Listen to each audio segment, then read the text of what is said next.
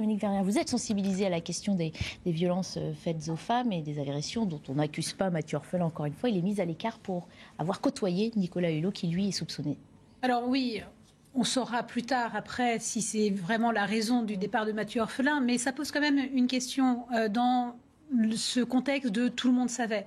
Alors je ne sais pas si tout le monde savait, mais on s'en rend compte chez des prédateurs et chez des hommes, souvent chez des hommes d'ailleurs, puisque c'est majoritairement des hommes qui sont plutôt imbus de leur personnalité et qui pensent que la personne les admirant doit forcément accepter une relation sexuelle avec eux.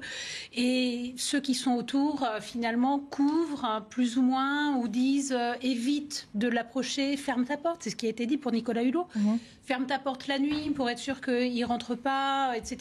C'est-à-dire que l'entourage, sans vouloir dénoncer, parfois décide de prévenir de potentielles victimes, mais sans pour autant dire très haut. Les gens le savaient et n'ont pas agi pour qu'ils puissent arrêter. Et c'est là le problème, c'est ce silence en fait qui empêche d'arrêter les gens, les personnes qui ont ces propos, ces actes délictueux au mieux, voire criminels quand il s'agit de viol.